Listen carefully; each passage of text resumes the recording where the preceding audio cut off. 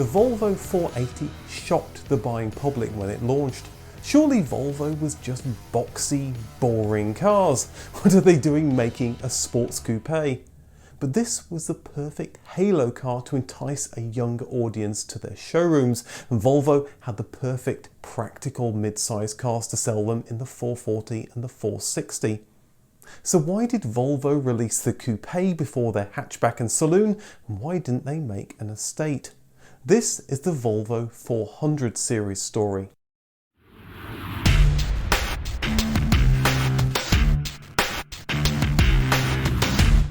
The mid-sized 300 series that Volvo had inherited from DAF had proved popular, so they started looking at a next generation model. They also needed to develop a new large car, so Project Galaxy was born. It would be one platform that could be shortened or lengthened to produce both cars. Work began in 1978, and the first fruits of the team's labour was the G4 prototype in 1980. Front-wheel drive vehicles were proving popular as mounting the engine transversely and doing away with a drive shaft to the rear wheels meant space, weight and cost savings. As the new medium-sized car needed to maximise space, this seemed like a good solution. But this was Volvo's first front-wheel drive car, and there would be much to learn. In the wake of the fuel crisis of the early 1970s, the team was charged with maximising fuel economy. But with no money for new engines, the team focused on new materials to reduce weight. Although Volvo had briefly entertained the notion of revising the 300 series with the Bertone designed Tundra in 1979, by 1980 they were happy enough with the internal G4 project to allow it to proceed. The platform will be split at this point into the G1 medium-sized car and the G2 larger-sized car that would eventually appear as the Volvo 850. But with Volvo already planning a new large car, the 700 series that would appear in 1982, development of the smaller G1 began first at Volvo's new design centre in the Netherlands. The G1 program was broken down into three different versions: the G15 hatchback, G14 saloon, but it was the G13 that was the most intriguing, a coupe, the first since the 1800 ES ended production in 1973. Volvo wanted to show it was more than simply boxy, sensible cars and to attract younger customers. Surprisingly, the first car to be developed was the G13 coupe, but it made perfect sense. Volvo didn't sell a coupe, so this would only add to their range. And by launching this lower volume model first, they could iron out the bugs in the G1 platform before launching the mainstream saloon and hatchback. Some cars' poor reliability at launch has sunk them, so this was an astute move to ensure that the saloon and the hatchback hit the ground running. Volvo also had its eyes on the lucrative North American market. The 200 series was selling well there, and a larger range, including a sporty coupe, could only help. Initial sketches were made and were sent to the Coggiola and Bertone design studios, with Bertone submitting a bid. Volvo in Sweden made two designs by Rolf Malmgren and Volvo's chief designer Jan Vilsgaard, and Volvo in the Netherlands also submitted a proposal from John de Vries. The stakes were high for the Dutch Volvo office. If they didn't get this, then their very existence would be in doubt, as this was the only car that they were working on. They put their all into the effort, and although competition was fierce, they won out, despite the criticism of Volvo's lead designer, Jan Vilsgaard. John de Vries's shape had echoes of the 1800 ES, with a large sloping rear window and side window arrangement with a small front quarter-light. It helped that the winning design was more rounded than the competition, of course. Ford had already shown Sierra concepts, and it was clear rounded shapes would be in fashion for the 1980s.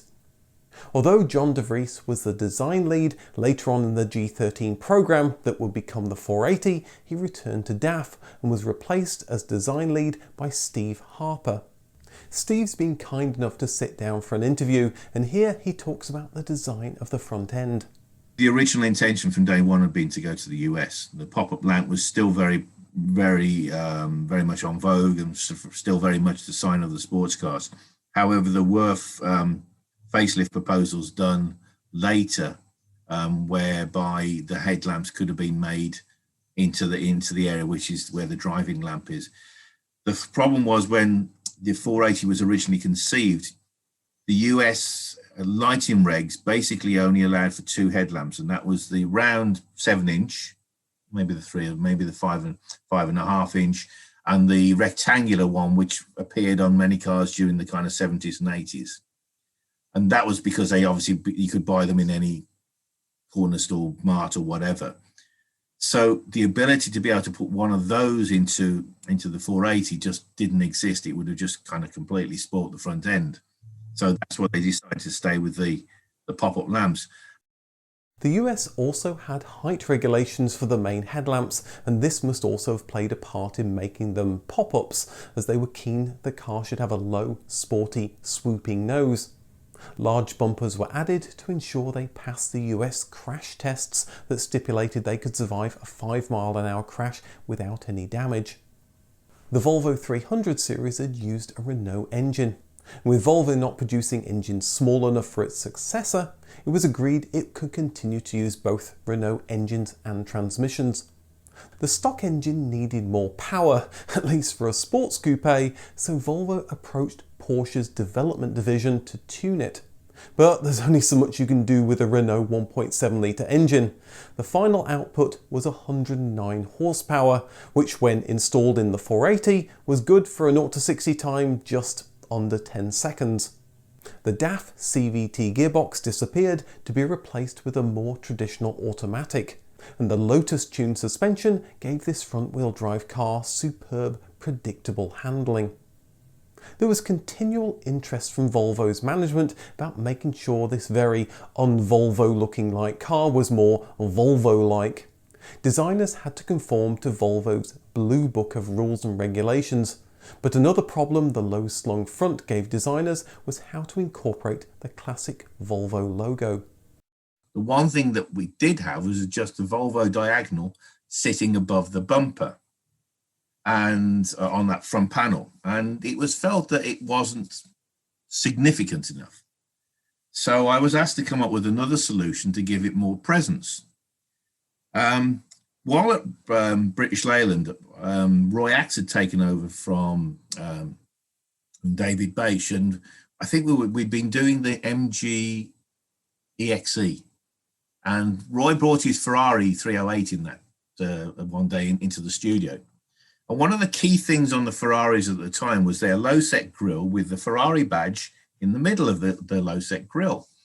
So I did the famous sketch where I put a Volvo grille underneath the bumper with the diagonal. And that was chosen as the face of the 480 as a more Volvo type design. So that was probably my biggest influence, and it caused shockwaves throughout the Volvo fraternity, because how dare you put the Volvo badge underneath the bumper? You know, that's the dirty area. Of course, I then used the fog lamps down below to create the kind of classic grille and lamp. It was an upside down Volvo. But just because the 480 was a low, sporty car, this didn't mean Volvo was scrimping on safety. It included crumple zones front and rear, side impact bars, and a raised third rear light in the rear window that could be seen from much further away. To maximise the interior space while keeping a tight shape, the doors were so thin at the door handle there wasn't enough room to fit the lock, so it was moved next to the glass.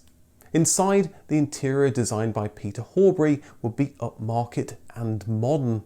The car was tricked out with modern features like a high-tech trip computer. But safety inside was also a top focus. Like the Volkswagen Golf released around this time, the controls will be mounted up high to reduce the amount of time the driver needs to look away from the road. Instead of a rear bench seat, the 2 passengers got separate seats, and each was adjustable just like in the front. They could also be folded down to give a good amount of storage, making the 480 as practical as its competitor, the Volkswagen Scirocco. There was a hope that Volvo could take the 480 racing. Rob Koch, head of Volvo's office in the Netherlands, used to run the Volvo Motorsport team. A concept design was created, again by Steve Harper, but it remained just a pipe dream. The 480 ES was launched in October 1985. The ES was a nod to its forerunner, the 1800 ES. The car took the motoring press by surprise, a sporty looking Volvo. And this was built by the people who'd bought us the 300 series, driven by flat-capped pensioners. It would take 18 months until customers got to drive them, and when they did, they found problems. The electronics were a little too complex and were causing issues. The steering had worrying lockups without warning, and there were leaks from the hoses in the engine bay. This would delay the next car to be launched, the 440 hatchback, but Volvo's plan of launching a low-volume car to iron out the kinks had worked. The hatchback and saloon would launch without major problems. Talking of the 440, development had begun around the same time as the 480. With the world moving to hatchbacks, it was hoped this would be a popular model, going up against mainstream cars such as the Ford Sierra, Volkswagen Passat and Vauxhall Cavalier. The design would take inspiration not just from the original G4, but also from the newly launched 700 series, and Volvo was keen for there to be a strong family resemblance.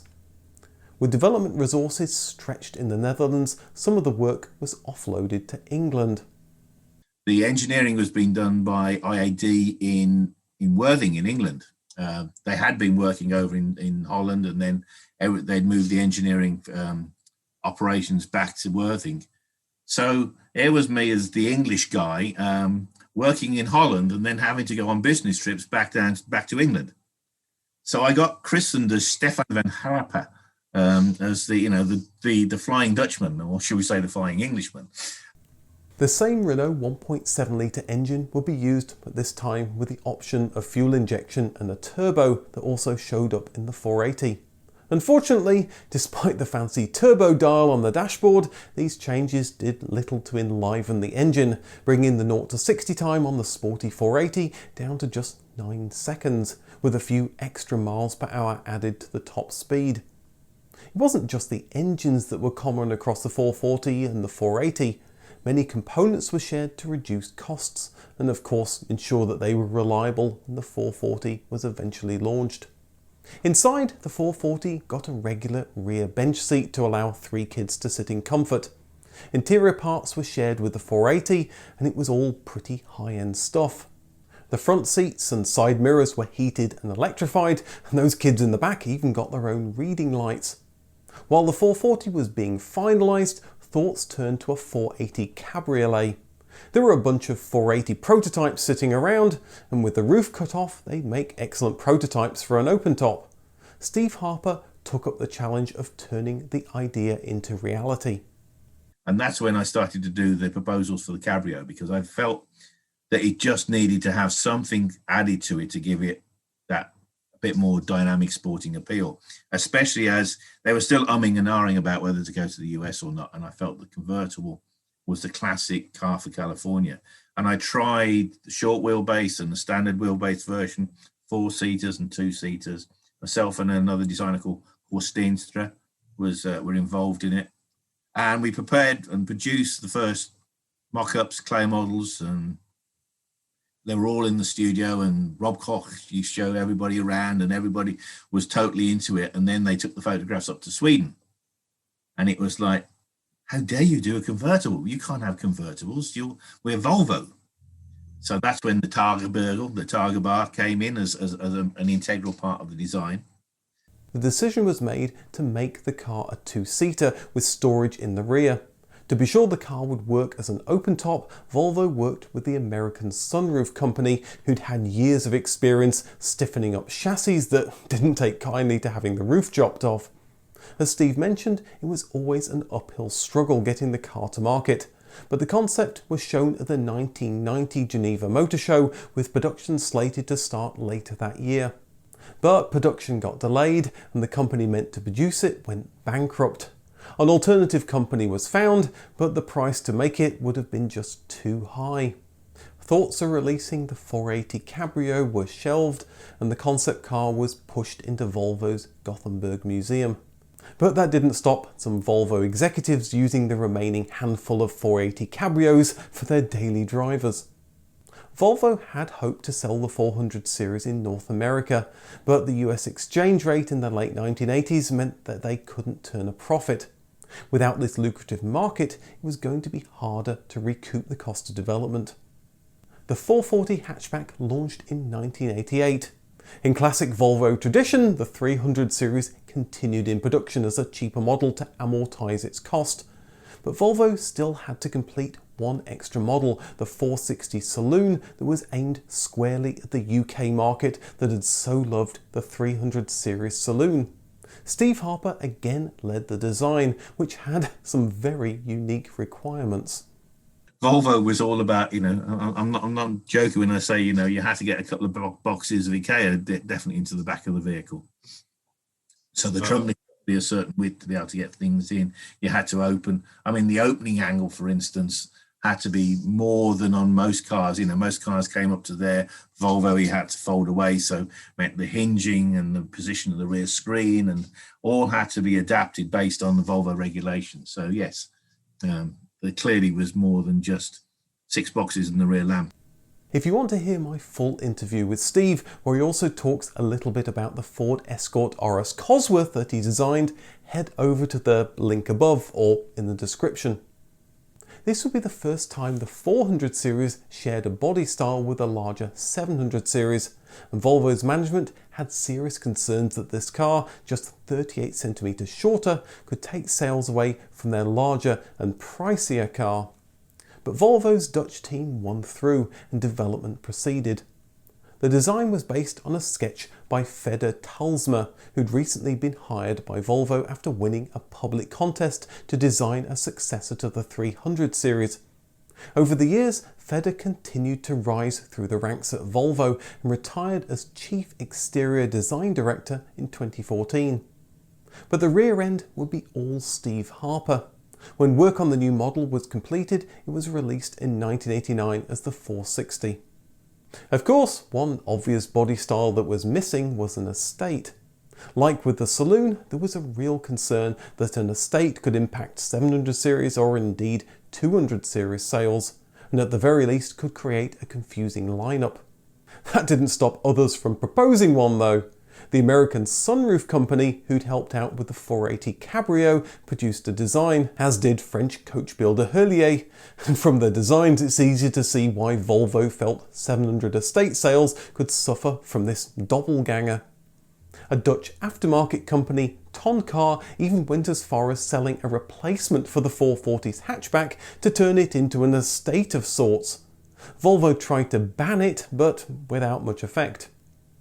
Sales of the 400 series were in line with the 300 series, respectable but not stellar. In 1991, the 1.7 litre Renault engine was fuel injected and offered in smaller 1.6 litre and larger 1.8 litre versions. The 480 Coupe got some trim updates as well as a bored out 2 litre engine. A more major update appeared in 1993 with a facelift for the hatchback and saloon. With the launch of the 850 in 1991, it was felt the 400 series should look more like its larger sister. The front was revised along with new front and rear lights. The 480 got a smaller update with revised indicators. Inside, the seat fabric and steering wheel were changed out for all models. The Renault F-Type engine, a long-running engine that's still being used today on the Megane and Scenic, was now exclusively fuel-injected with the new turbo diesel option. Safety features were updated in line with the 850. The 400 series had already received airbags and better side protection since it launched, and side protection was further improved by including Volvo's SIPS or Side Impact Protection System. With Volvo gearing up to replace the 400 series in 1996, not many other updates appeared. One notable exception was the relaunch of the DAF CVT automatic transmission in 1994 that had been a feature of the 300 series. The rubber belts had been swapped out for more durable steel belts, and the whole system ran in oil within a sealed gearbox casing. The new system was dubbed Transmatic, and Audi would use a similar setup for their Multitronic gearbox. Transmatic got grafted into the last of the Rover Metros, but on the 440 and 460, no one really bought it. Production of the 480 ended in 1995 without a direct replacement. Volvo's next small coupe would be the C30 over 10 years later. The 440 and 460 ended production in 1996 to be replaced by the S40 saloon that finally made it to North America, and heresy of heresies, they even sold an estate version. It seems Volvo had got over its phobia of offering a smaller estate, and it didn't seem to hurt sales as Volvo was still selling an estate version of the S40 in 2019. The 400 series was a transitional car for Volvo. The 300 series had been designed by DAF, and the 400 series, although created by the same team, was done under Volvo's supervision. Volvo would turn its back on the Netherlands, closing both the design centre and the Born factory. But the 400 series is a lasting legacy to Dutch know-how in producing well-made, luxurious cars. Volvo in Sweden made two designs by Rolf Malmgren. Although John de Vries was the design, that is difficult. Large bumpers were added to ensure they passed the US crash tests. If you want to hear my full interview with Steve, where he also talks a little bit about the Ford Escort RS Cosworth. Inside, the seat fabric and steering wheel were changed out for all models. I can't talk properly. And side protection was further improved by including Volvo's SIPs, or side impact protection. The 400 series was a tradition. Was it? It was a tradition. The 400 series was a